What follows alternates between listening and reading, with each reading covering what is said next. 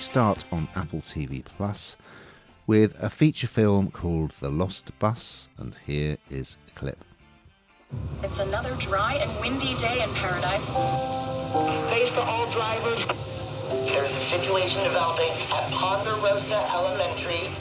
There are 23 kids who are stranded. Is there anybody in the area that can pick them up? Is there anybody that can go and pick these kids up?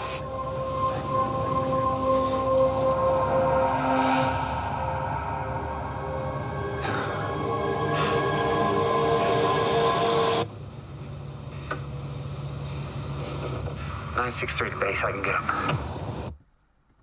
This is based on a true story. In November 2018, a faulty power line sparked a very destructive wildfire in California, in this place called Paradise, and 85 people lost their lives.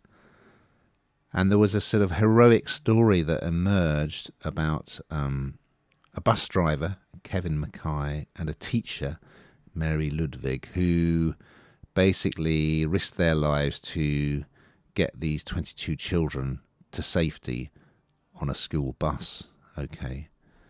Children in jeopardy, we've talked about this before, Hannah. I was absolutely in floods of tears by the end of this.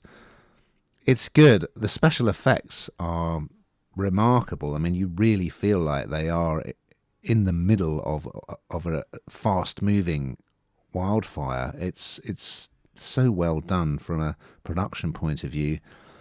And McConaughey, he's just such a brilliant actor. In this, his character's a bit of a loser, really. His father's just died, and he's got a terrible relationship with his son, Sean. Interesting side point. So his mother, Sherry, is played by McConaughey's real mother, Kay, and his son, Sean, is played by his actual son, Levi. So yeah, a bit of a family affair. And I really liked the relationship between father and son. It's highly volatile, and basically Kevin is trying to encourage his teenage son to avoid kind of the pitfalls that have ended up with his life being the way it is. And of course the son won't listen. So yeah, I really like that domestic stuff that was going on.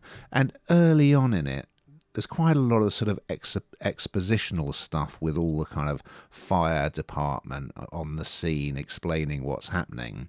And I was thinking, well, you've hired Matthew McConaughey, one of the greatest American actors of his generation.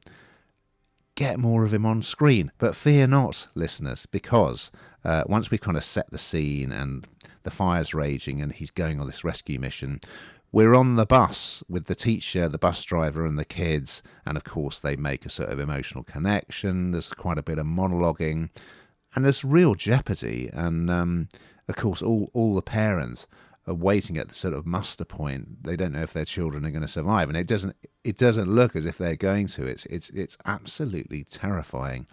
So it's directed by Paul Greengrass, who's got action pedigree in the form of the Bourne films.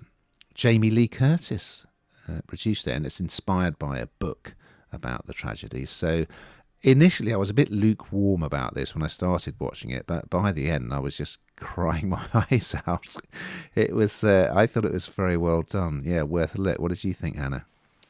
Oh God, Ian, I just can't. It's just too upsetting. I mean, firstly, sad things are bad enough even when they're not based on a true story, and then when they're on a true story it just is even worse, and then there are children involved, it's even worse again.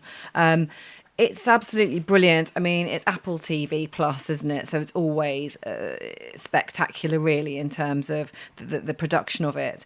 And this is no exception. It's just action-packed, really, from beginning to end. And it's edge-of-your-seat stuff, isn't it? I think it's really... There are times that I was kind of looking through my fingers, thinking I just can't... I can't cope, and I wasn't really sure of the outcome, and as you say, which is my bad because I probably should have known the outcome, really, but I think also you are really concerned at times that this can't end in positively at all. It's absolutely brought to life, and it's terrifying in equal measure. It's just, I don't know, you can almost feel the heat through the screen, can't you, if that makes sense? It just feels, it's upsetting, it's brilliant, it's very well done, it's definitely worth a watch, but it's not for the faint-hearted.